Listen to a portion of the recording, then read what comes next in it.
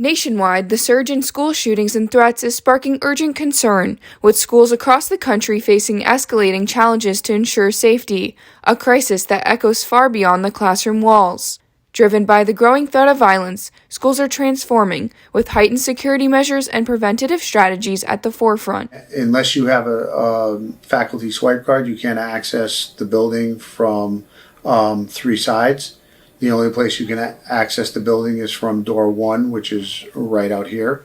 And even once you access into that vestibule, you can't get any further. We can lock you down in that vestibule. We have a device that allows us to take their driver's license, to drop it into this device, which connects to an online database that indicates whether they've been arrested, particularly if it's related to a child's safety. The addition of school resource officers has also become a common safety initiative, aiming to deter threats and provide a sense of security on campus for both students and staff. We are lucky in this community to have a fantastic relationship with our school resource officers, and they have like a really soft touch on the schools. We don't have armed guards at our schools in Fairfield, but we have really engaged and involved officers who build relationships with the students. But I also think it becomes more commonplace for kids that it doesn't necessarily mean it's a threat, but seeing police officers from our town in and around our school, including recess, I think helps provide comfort so that the anxiety that you just asked about doesn't rise. I tend to think that that's good to start when they're young, so as they get older, that's just like, oh yeah, here they are at school, and not creating a sense of like, you're here because something bad's going to happen. An emergence of swatting calls and a rise of fake threats have also forced schools to invest in new protocols to address these dangerous and disruptive hoaxes. Our school superintendent sent out a communication actually over the weekend, just informing the parents that he is aware, all of us are aware of these swatting incidents, of these threats to create chaos among first responders in schools. It's a fake call, so somebody will call in and say, and it could be a wide range of stuff. So somebody could call in and say, you know, there's a shooter at Trumbull High School in the front of the school. Totally bogus call, but we have to assess that.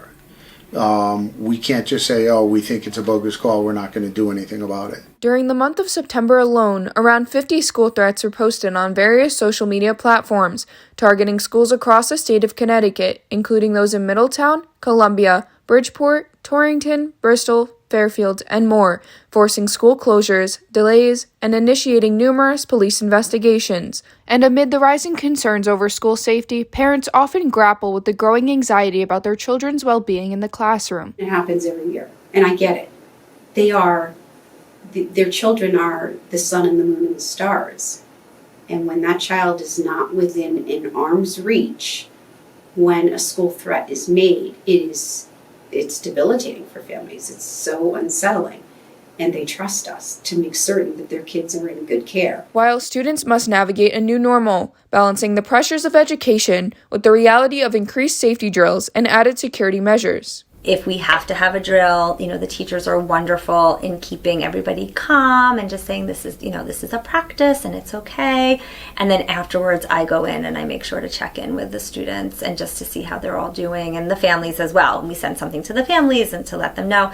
It's definitely not something we want to do. I hear all the time from other parents whose kids are super anxious about those, and then they're expected to go back into the classroom and continue learning, and they can't for that day because they're scared. I think in that moment everyone kind of had panic and fear. You don't really know until you're in that situation. So I don't really think any type of preparation would have helped necessarily. The level of uncertainty surrounding school safety has also left many children feeling anxious as the fear of potential threats looms over their daily school routines. Strategically planning it out in her head. How would I get to my phone? How would I call you? This is going to make me sad. What are the last words that I would tell you? So that really surprised me, because instead of really just paying attention to school and being a kid, these are the things that are planning out, right? Like worst case scenarios. Alongside the focus on mental health, the future of school safety also rests in the hands of the government and their willingness to take action. It makes no sense that gun violence is the leading cause of death for our young people. This is entirely preventable, and yet we don't have enough elected leaders with the courage to stand up and say such. We all have the power to make change, and I think it really begins with ourselves, but we also have to give people the tools so they can make the change and make sure that violence does not happen in our society or our school or community. The Sandy Hook Elementary School tragedy that occurred on December 14, 2012 in Newtown, Connecticut remains a pivotal part in the national conversation on gun control and school safety. We just need to make a decision as a country as to whether we want to live in a world in which this carnage continues.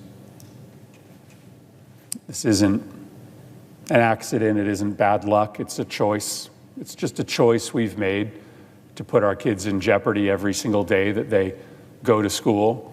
For kids that live in my neighborhood in the south end of Hartford, to put them in jeopardy every day when they walk to and from school. It's a choice that we make, and we could make a different choice. The devastating events of this day also led to the creation of organizations like Sandy Hook Promise, dedicated to preventing gun violence through education, advocacy, and community programs. It also prompted Connecticut to enact some of the nation's strictest gun control laws, including expanded background checks and a ban on assault weapons. Connecticut has really strong gun laws. We've always been a leader in that. Right after Sandy Hook, and then again in 2023, the General Assembly passed more sweeping legislation. I feel really proud of what we've done here in Connecticut to, I think, have the strongest common sense gun laws in the nation. And what I wish desperately is that every state would do this. Although steps have been taken to improve security and protect students, the journey toward comprehensive school safety is far from over, with much still to be done to address the challenges ahead.